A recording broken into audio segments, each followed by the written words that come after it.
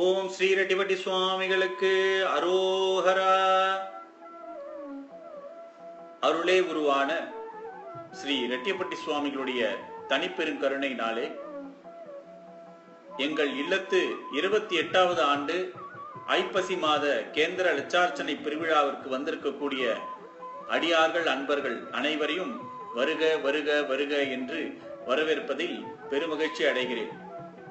இன்று ஆண்டவர் குறிப்பின்படி ஆலய வளர்ச்சியும் அற்புத காட்சிகளும் என்ற தலைப்பில் இப்பொழுது ஒரு ஒளி காட்சியை நாம் காண இருக்கிறோம். சென்னை ரங்கநாதர் ஆலய வளர்ச்சிக்காக ஸ்ரீ ரெட்டிப்பட்டி சுவாமிகள் கொடுத்த குறிப்பு தான் அது. ஆலயம் தொழுதல் சாலமும் நன்று என்பது ஆன்றோர் வாக்கு. கோவிலில்லா ஊரில் குடியிருக்க வேண்டாம் என்பது பெரியோர்கள் மொழி. அப்படி இருக்க ஸ்ரீ ரெட்டிப்பட்டி சுவாமிகளுடைய மூலஸ்தானம் ரெட்டியப்பட்டியிலே அமைந்துள்ளது. 2007ஆம் ஆண்டு ஸ்ரீ ரெட்டியப்பட்டி சுவாமிகளுக்கு ஆலய கருங்கல் கும்பாபிஷேகம் சிறப்பாக நடைபெற்றது. அடியார்கள் சாறை சாறையாக பல ஊர்களில் இருந்து வந்து தரிசனம் செய்து அகமகிழ்ந்தார்கள்.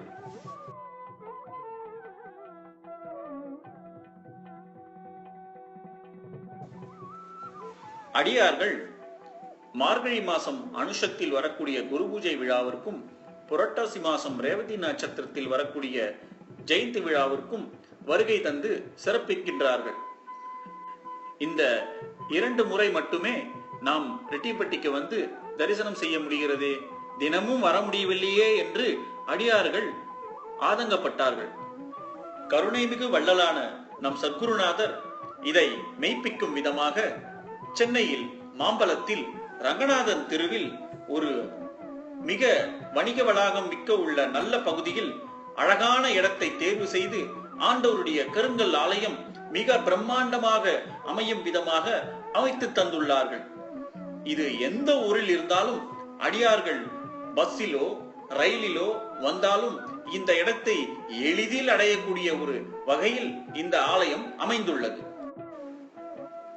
கருங்கல்லிலே கோவில் கட்டினால் கைலையை விட்டு அகலார் என்பது பெரியோர்கள் வாக்கு. சிற்பக்கலை வல்லுனர் திரு சந்தான கிருஷ்ண ஸ்தபதி அவர்கள் மேற்பார்வையில் கருங்கல்லை செதுக்கி வடிவமைத்து சென்னையில் அதை இணைத்து உருவமாக்கி உயிரும் கொடுத்தார்கள்.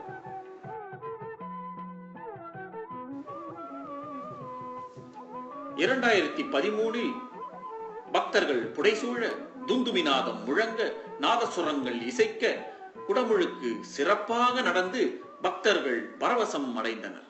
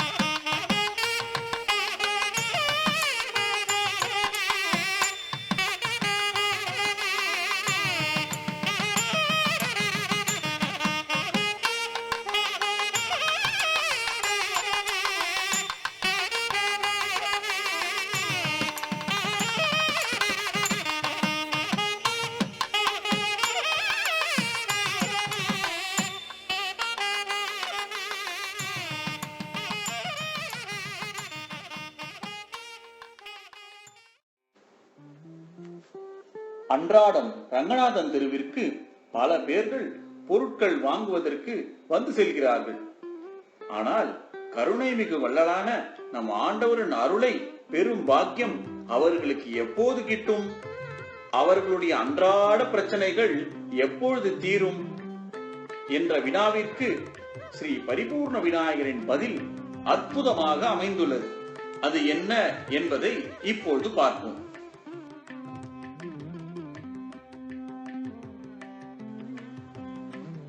அற்புத காட்சியெல்லாம் அவருடைய தரிசனங்கள்.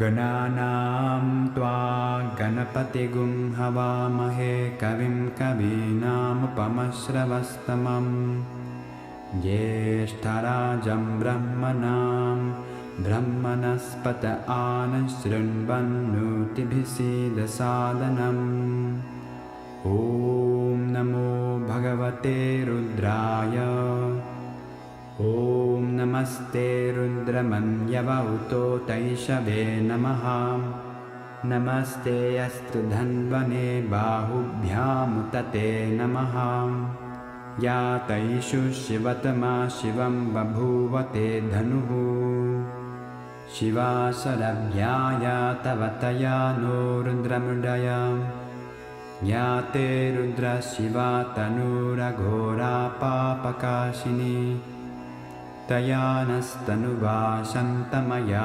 गिरिशन्ताभिचाकशीः यामिषुं गिरिशन्ता हस्ते बिभर्ष्यस्तवे शिवां गिरित्रतां कुरु माहि गुंसि पुरुषं जगत् शिवेन वचसा त्वा गिरिशा च वदामसि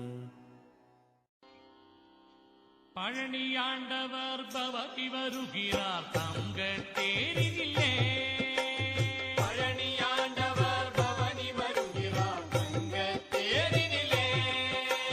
பழனியாண்டவர் பவனி வருகிறார் தங்கத் தேரினிலே. பழனியாண்டவர் பவனி வருகிறார் தங்கத் தேரினிலே. நவபாஷாணத்தில் உருவமைத்தானே மோகப் பெருமானே.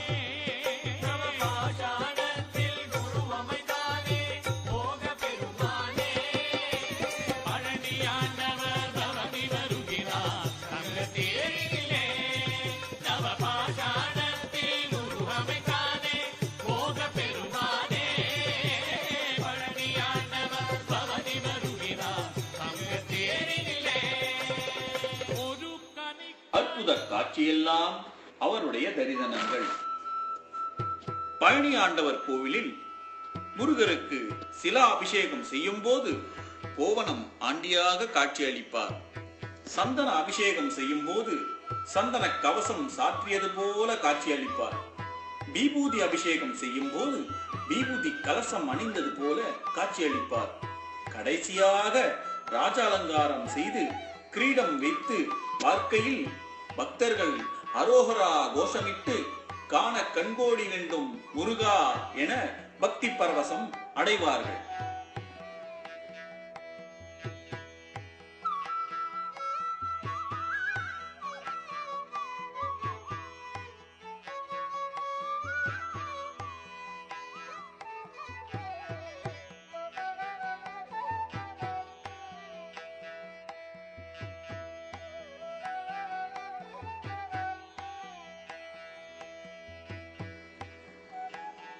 பழனியில் தினமும் ராஜ அலங்காரம் செய்தாலும் அதை ஒவ்வொரு முறை பார்க்கும் போது பக்தர்களுக்கு வெவ்வேறு விதமாக தோன்றுவதுதான் அந்த ஞான தண்டாயுதபாணியின் தனிச்சிறப்பு.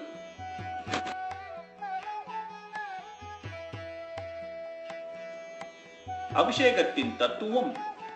கோவிலின் மூலஸ்தான மூர்த்திக்கு பிரபஞ்ச சக்தி கலசம் மூலியமாக எப்பொழுதும் வந்து கொண்டே இருக்கும். அந்த சக்தி நீடித்து இருக்க அந்த சிலைக்கு அபிஷேகம் செய்தல் மிக முக்கியமானதாக கருதப்படுகிறது. அப்படி பால், சந்தனம், தயிர், விபூதி இவற்றை கொண்டு அபிஷேகம் செய்யும் போது அந்த சிலை உயிர்ப்போடு இருக்கிறது.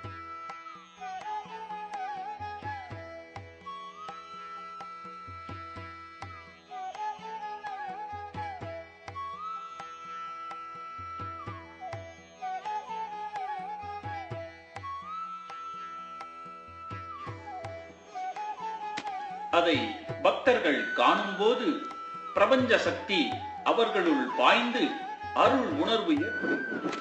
அபிஷேகம் செய்யப்பட்ட விபூதி, பஞ்சாமிர்தம், பால் இவற்றை சாப்பிடும் போது சகல நோய்களும் தீர்ந்து போகிறது.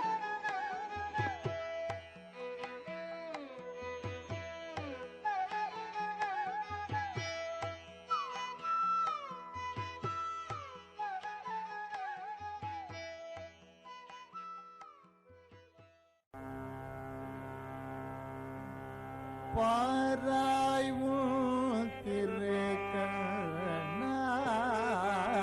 என்னையே பார்த்து சஞ்சலங்களை தீராய் நீ. பாராய் உன் திருக்கண்ணால்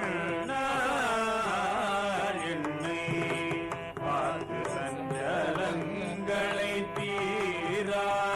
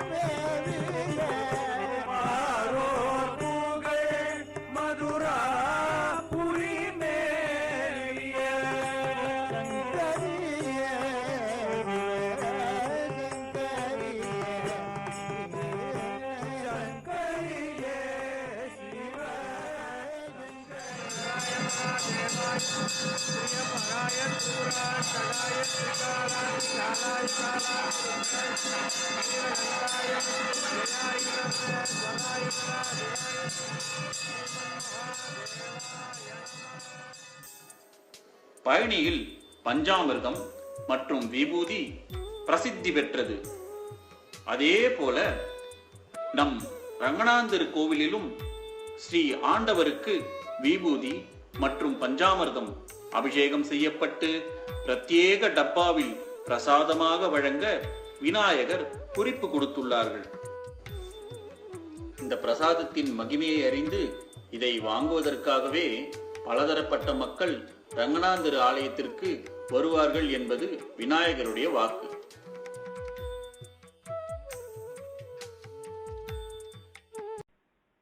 எவ்வளவு பெரிய தத்துவத்தை விநாயகர் எளிமையாக்கி கொடுத்து விட்டாரே! ஆஹா, எண்ணி பார்க்கவே ஆச்சரியமாக உள்ளது. ஆண்டவரே ஆனந்தம் அடைந்தார். தற்போது ஆண்டவரின் பிரதான சிஷ்யையான ஸ்ரீலஸ்ரீ அருள்சக்தி அன்னையின் ஆலோசனையை பார்ப்போமா? உற்சவம் கொண்டு அருள் ஊட்டும் வழிதானே நம் குருநாதர் வழி.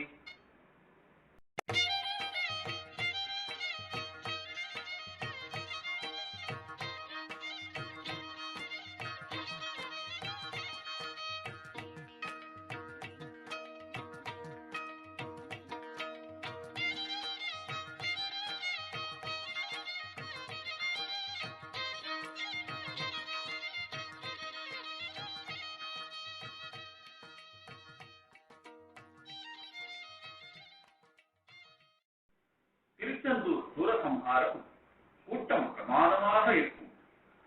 இதன் தத்துவம் ஆணவம், மாயை, கண்மம் ஆகிய மூன்றும் தான். இவைகளே தாரகாசுரன், சிங்கமுகன், சூரபத்மன் என்ற அரக்கர்களாகி அதை சக்தி என்று வேறு கொடுத்து சம்ஹாரம் செய்கிறார் முருகப்பெருமான் என்பதே இதன் தத்துவம்.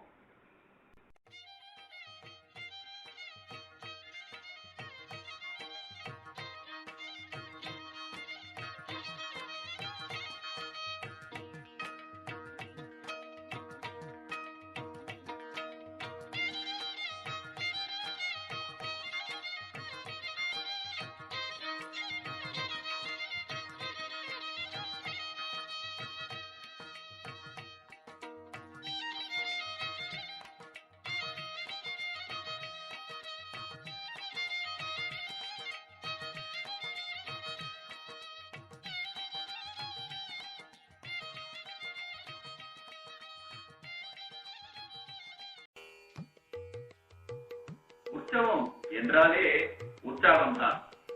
மதுரை என்ற சொல்லுக்கு தேர் என்று பொருள். சிவபெருமான் 64 திருவிளையாடல் புரிந்த தேசம் இந்த மதுரை. இதில் சித்திரை திருவிழா மிகவும் பிரசித்தம். 4 வீதிகளில் தேர் பவனி கண்கொள்ளா காட்சியாக இருக்கும். படத்தை கையில் எடுத்தால் இழு இழு என்ற உற்சாகம் கொடுத்து தேர் நகர்ந்து நிலைக்கு வருவது போல ஒவ்வொரு உற்சவத்தையும் நம் ஆண்டவர் அடியார்களுக்கு தகுந்த குறிப்பு கொடுத்து அவர்களுக்கு உற்சாகமும் கொடுத்து உற்சவத்தை சிறப்பாக நடத்த வழிவகுக்கிறார். இந்த மதுரை அங்கையர் கண்ணினை ஆமனை போற்றி என்ற தாயின் மந்திரத்திற்கு இணங்க சக்தி பீடங்களிலே முதலாம் பீடமாக விளங்குகிறது.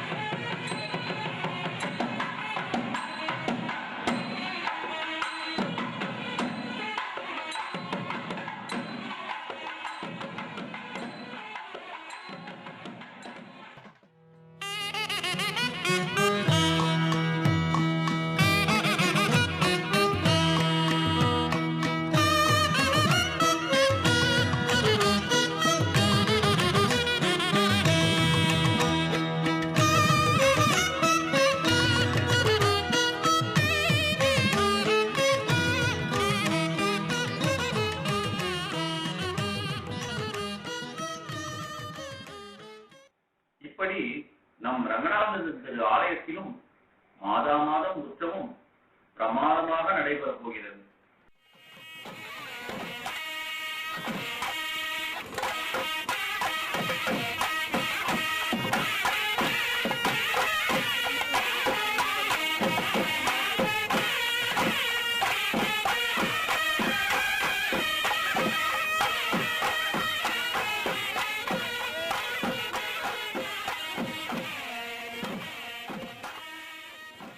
ரங்கநாதன் திரு ஆலயத்திலிருந்து 12 மாதம் 12 திருவிற்கு உற்சவம் இரவில் செல்ல இருக்கிறது. நாதசுரம், பேண்ட் இசை, கூட்டம் கூட்டமாக பக்தர்கள், வான வேடிக்கை மற்றும் அருட்பாடல்கள் இன்னிசை என்று இரவு 12 மணி வரை கோலாகலமாக இந்த உற்சவம் நடைபெறப் போகிறது.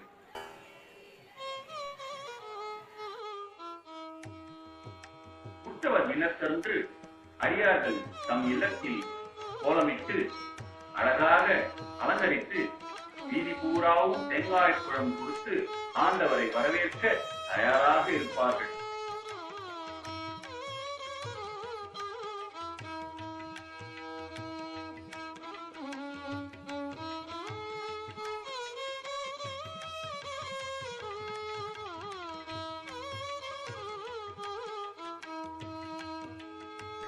ஆண்டவர் எப்போது நம் இல்லத்துக்கு வருவார் என்று வழிமேல் விழி வைத்து காத்திருப்பார். உற்சவத்தின் போது உடல் ஊனமுற்றோர் மற்றும் வயோதிகர்கள் இவர்கள் அனைவருக்கும் ஆண்டவர் அவர்கள் இருக்கும் இடத்திற்கே வந்து தரிசனம் கொடுத்து அவர்களையும் ஆட்கொள்கிறார். என்னே அவர் சிறப்பு.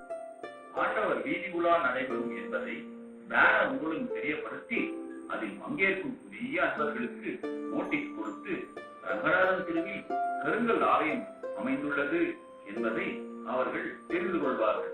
இதுவே ஸ்ரீ தாயின் உன்னதமான